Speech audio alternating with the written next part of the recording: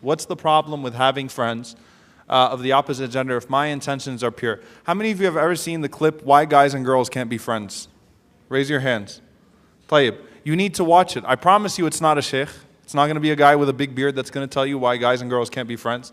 It was actually an experiment on a college campus by a non-Muslim. So basically he asked the guy, it takes guys and girls and he asked the guys, do you think you could ever, do you ever think about that person in a sexual way or things of that sort? And he asked the girls the same question, and so all of them said, no, of course we can be friends and we don't think that way.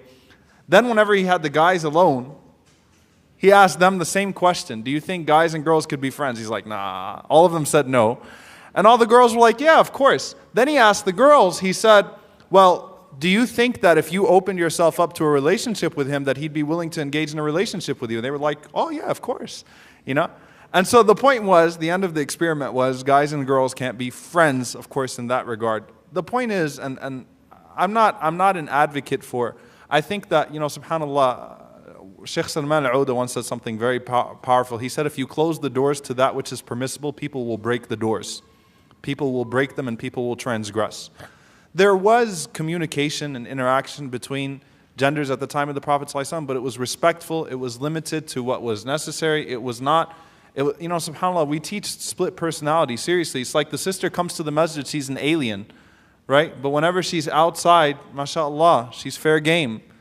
That's hypocrisy. We should learn to be consistent.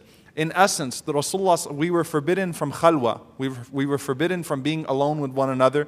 We were forbidden from being flirtatious and promiscuous, from exposing anything from the hijab. Guys and girls, guys, you got a hijab too. I'm just letting you know. You also have to observe certain limits, so don't think you can post whatever pictures you want to post to. Okay?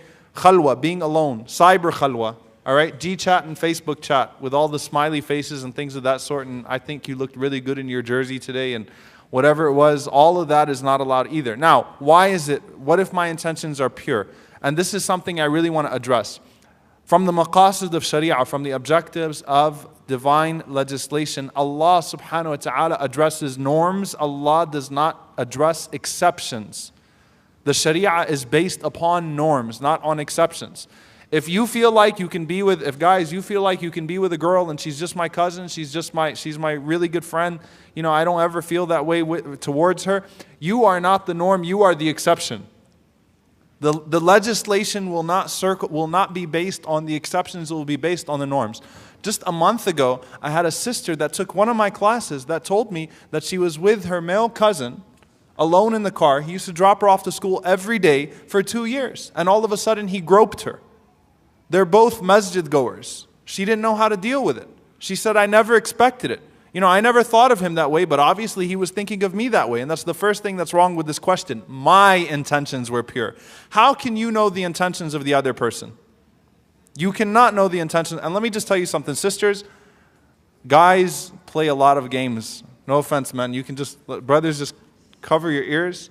We are not who you think we are sometimes. Okay?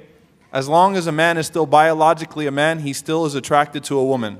Okay? Unless he's undergone some procedure or something like that, he's still a man. He still likes women. He still likes sisters. Okay? So Allah addresses the norms, not the exceptions. Maybe you can control yourself, but not everyone can.